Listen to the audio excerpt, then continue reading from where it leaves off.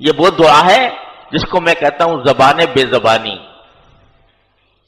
زبان بے زبانی یعنی زبان سے کچھ نہیں کہہ رہا کہ مجھے کیا کرو، اپنی حالت پیش کر رہا ہے.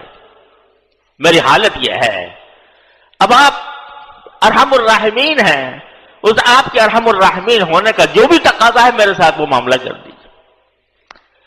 یہ ہے زبان بے زبانی.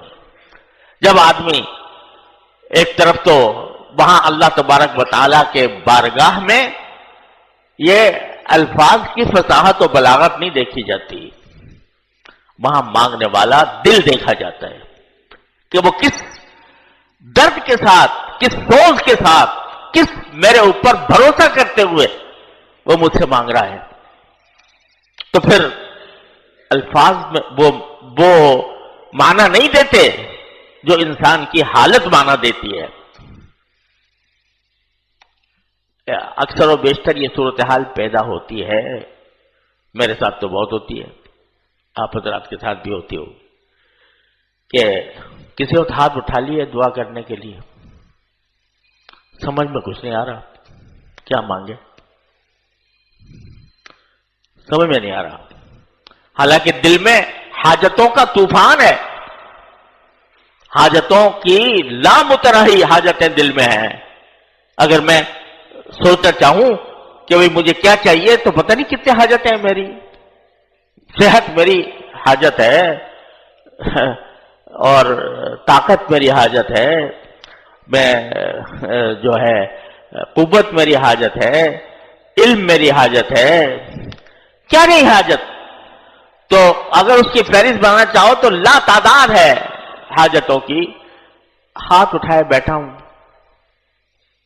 اور اس وقت سمجھ میں نہیں آ رہا کہ کیا مانگوں.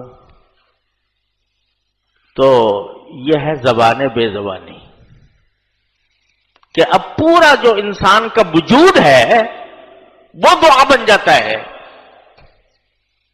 اگر زبان سے کہو تو وہ الفاظ ہی نکلیں گے نا، لیکن پورا وجود دعا بن جاتا ہے.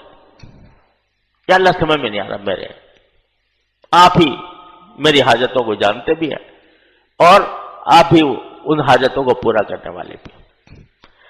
وہ اپنی زبان حال سے، اپنے سارے وجود سے وہ مانگ رہا ہوتا ہے کہ یا اللہ میری ساری حاجتیں آپ جانتے ہیں، آپ اپنے فضل و کرم سے پوری فرما. میرے شیخ حضرت والا حضرت عارفی قدس اللہ تعالیٰ سرہ ایک مرتبہ فرمانے لگے،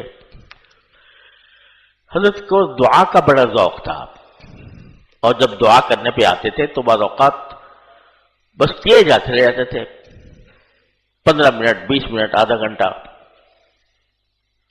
ساری دعائیں ازبر اور کیا کرتے تھے، بہت دعا لمبی دعا کیا کرتے تھے. تو فرماتے ہیں میں جب حرم مکہ میں حاضر ہوا اور اللہ تعالیٰ نے طواف کی توفیق دی اور ملتزم کے سامنے بیٹھا،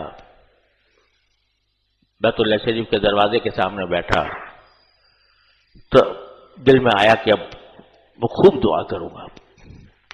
ہاتھ اٹھائے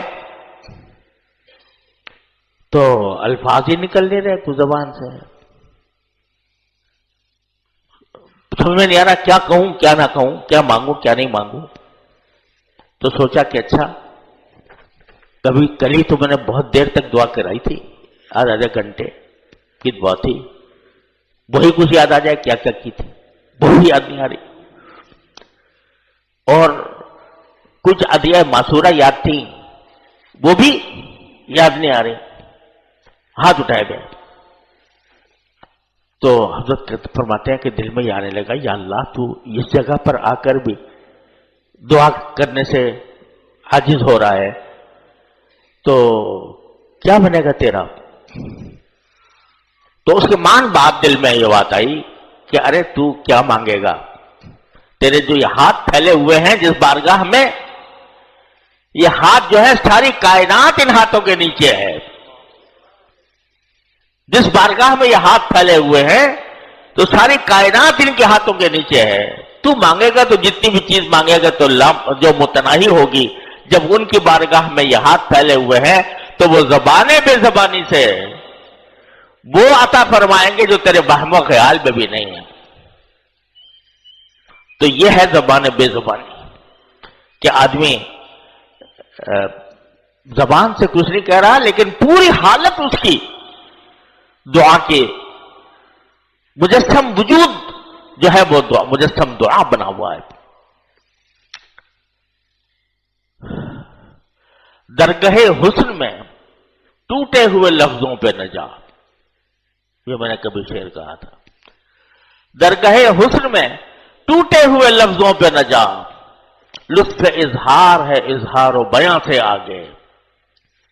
اظہار کا لطف وہ اظہار اور بیان الفاظ سے نہیں ہوتا، اس سے آگے ہے. بندے کی حالت ایسی بن جائے کہ وہ سراپا دعا ہو، اس کا وجود سراپا دعا ہو. وہاں ٹوٹے ہوئے الفاظ کے اوپر نہیں دیکھا جاتا کہ وہ یہ الفاظ اس کے پھنسی و بلیغ ہیں یا ٹوٹے ہوئے ہیں. جس حالت میں بھی پروردگار کے سامنے مانگا جائے تو وہ بندے کی حاجت سمجھ کر اس کو پورا کرتا ہے.